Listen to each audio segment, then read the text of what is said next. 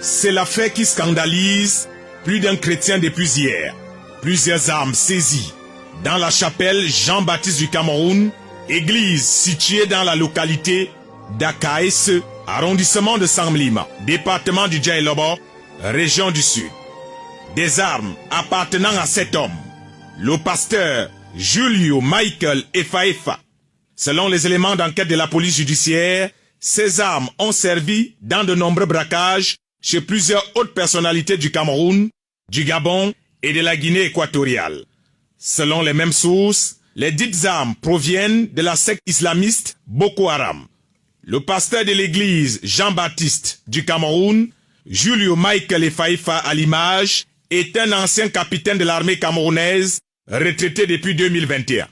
Il est, selon les sources de la police judiciaire, l'un des chefs de gang de l'agression du docteur Jean-Sylvain Vondo, directeur de la programmation des investissements publics au ministère de l'économie.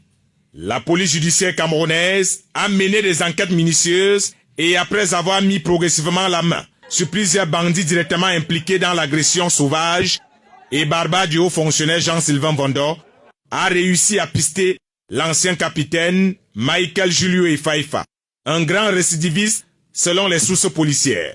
Après l'agression du président de la section RDPC Djaïlobo 1, le disciple de Jean-Baptiste, une fois informé que sa victime n'est pas passée de vie à trépas, va improviser une nuit de prière spéciale pour les malades et va se rendre à l'hôpital de la Caisse où était hospitalisé le docteur Jean-Sylvain Vondo. Il va demander à le voir accompagné de 2 choristes de l'ambiance pour prier pour lui. Un cynisme en une autre pareille alors qu'il avait tenté de le tuer la veille. On peut donc imaginer que l'homme voulait s'assurer que sa victime ait le visa définitif pour l'au-delà.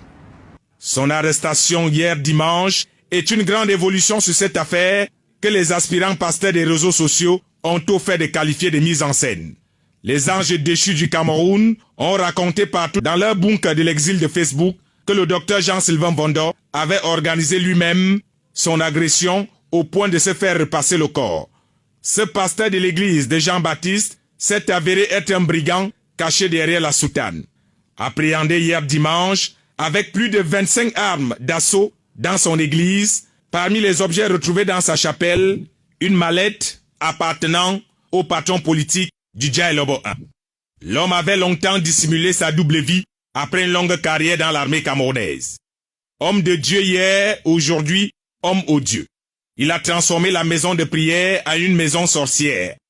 L'église, jadis lieu de paix, de sanctification et de bénédiction, est devenue un repère de brigands.